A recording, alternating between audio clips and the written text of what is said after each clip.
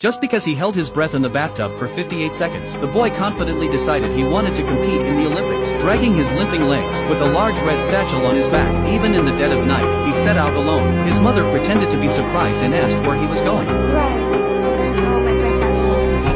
Yet instead of scolding him, she thoughtfully told him to put all his medals in a box. But the moment the boy stepped out of the house, his mother urgently called for her husband.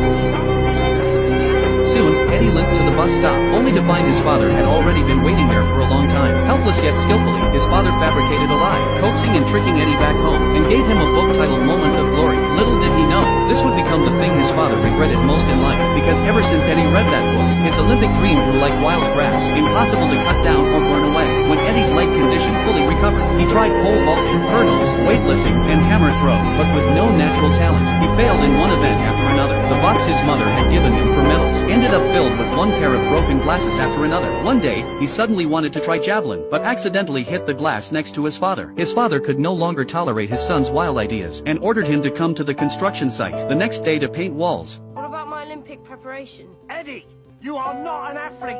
Thinking this would finally crush his son's dreams, it instead opened up a whole new vision for him. Seeing the ski slope next to the construction site, he was inspired to compete in the Winter Olympics. Stepping onto the skis of his dreams, he raced down the 45-degree slope. That feeling of flying gave him a direction to strive toward. From then on, the walls were covered with certificates, and the tables were filled with trophies. 12 years blew away the childishness from his face, but his dream was never carried away. Through relentless effort, he finally got the chance to try out for the national team. But in front of multiple cameras, he knocked over a row of teammates in one go. The chairman of the British Olympic Committee complimented him for causing quite a stir, and congratulated him on losing his eligibility for the tryouts. It wasn't about speed, nor was it academic prejudice. You will never be Olympic material. A dream he had prepared for 12 years was brutally shattered. Helpless, he followed his father and became a painter. It seemed he would compromise with reality, but the next day, ski jumping on television gave him new hope. Since he couldn't compete in slope skiing, he would take up ski jumping, and since 1929, Britain had no ski jumpers, meaning he had no domestic competition. As long as he achieved an official result in a competition, he could easily represent Britain in the Winter Olympics. Filled with excitement, he returned home, took out his recently stored skis, and told his parents about his new plan. Plans?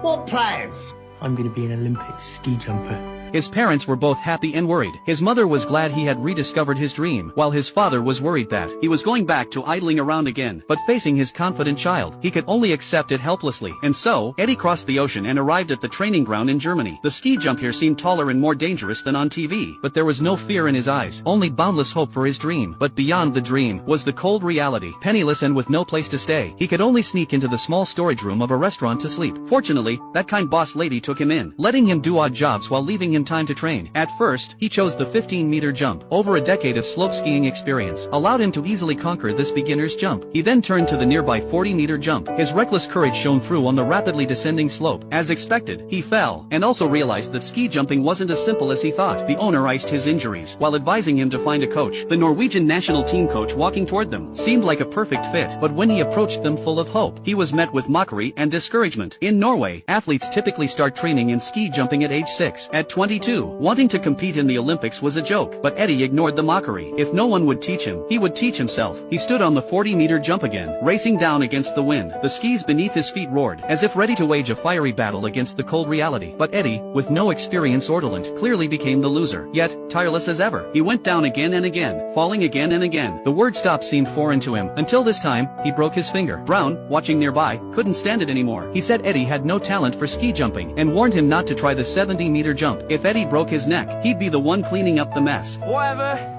What would you know about it anyway? But what Eddie didn't expect was that Brown had not only tried it, but was once America's top ski jumper. However, after victory, he became arrogant and undisciplined, eventually getting kicked off the national team. Now, he was a snow remover who drank all day. After learning about Brown's past, Eddie immediately launched a relentless offensive. But upon hearing that Eddie wanted to become an Olympic athlete within a year, without any training, Brown simply drove him out. After leaving, Eddie watched a professional athlete fall from the 70-meter jump, and fear instantly gripped his heart. But by evening, he acted as if nothing had happened, pestering Brown to be his coach. Nearby Norwegian athletes overheard, and not only mocked Eddie, but insulted Brown as just a drunken snow removal driver. Brown couldn't take it. He threw a punch with all his might, but the other easily dodged it, followed by a counterattack from their coach.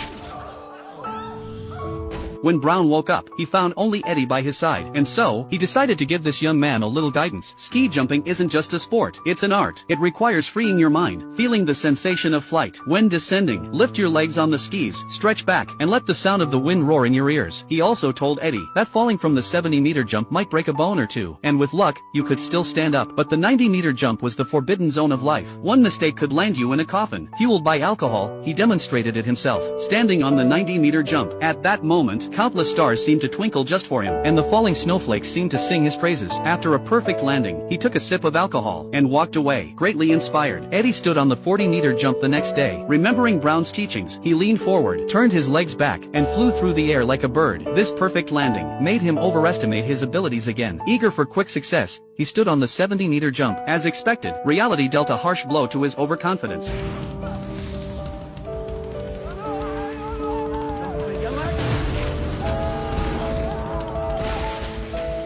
Fortunately, it was only minor injuries. While monitoring him at the bedside, Brown opened the book of this former coach. His coach had written in his own hand that Brown was the most talented athlete he had ever met, but he was never focused enough on competition. He withdraws when facing setbacks, and avoids when confronted with difficulties. Looking at this reckless yet determined young man before him, Brown decided to redeem his troubled past through self-redemption. After Eddie recovered, Brown began teaching him wholeheartedly. Shout out after every jump, release the tension, feel the impact brought by your soul. After repeated practice, Eddie finally qualified for the German championship. As long as he achieved a result on the 70-meter jump, he could represent Britain in the Olympics, and with professional guidance,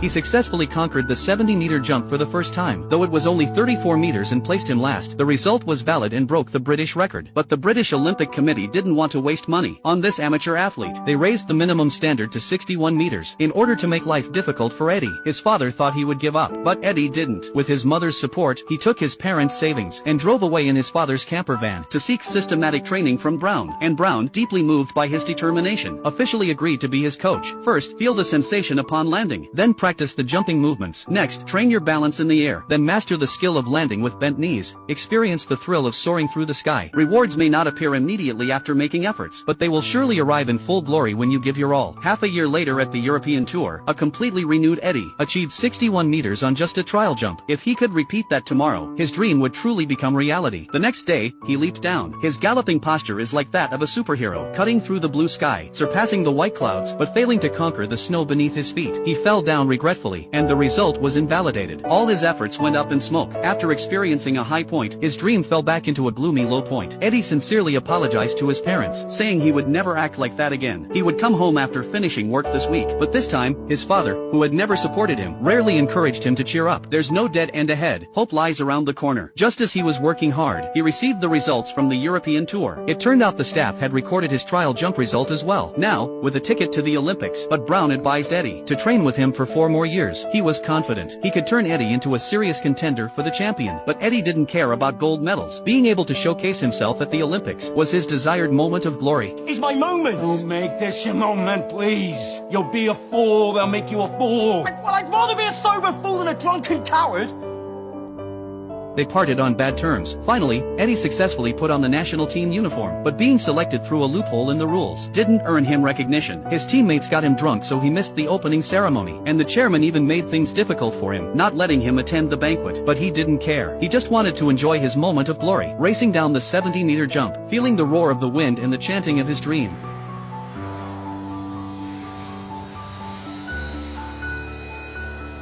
He landed perfectly. Amid the commentators' mocking tones, he achieved a score of 60.5 meters, a full 40 meters behind the second-to-last place. But he was extremely excited, because his dream had come true. The audience was amused by his antics, clapping and cheering for this unconventional athlete. He spread his wings like an eagle, fully enjoying his own moment of glory. With the name Eddie being widely recognized, he became extremely popular and gained a huge following, receiving interviews from numerous media outlets. But the other team members were ignored. He bragged to Brown about how everyone loved him now, but Brown still insisted that Eddie was just an entertaining clown. Once the 90-meter jump competition began, he would be forgotten. These words made Eddie lose himself in deep thought. Was he truly enjoying the competition process, or just the moment of glory? Looking at the 90-meter jump, he immediately gathered all the reporters. He admitted that he had been a bit reckless. I take jumping very seriously. I love it very nearly as much as proving people wrong. Which is why I decided to compete in the 90 meters. He wasn't there to seek fame as a clown, and he wouldn't return home with such a reputation. With that, Eddie left, but looking at the 90-meter jump, his heart was still filled with unease and fear. Then Brown walked over and said, that track was Eddie's moment of glory, because he already possessed the qualification to conquer the 90-meter jump. The unwavering will and courage. Just as he was about to compete, the television broadcasted the precarious performance of the previous athlete. It would be a lie to say he wasn't scared, but true passion never retreats. Dreams march forward without hesitation. When it was Eddie's turn, looking at the racetrack so close at hand, his mind echoed with the negative words of others. But this time, he would prove everyone wrong. Perfect takeoff soaring through the air. Get on stage and stretch out.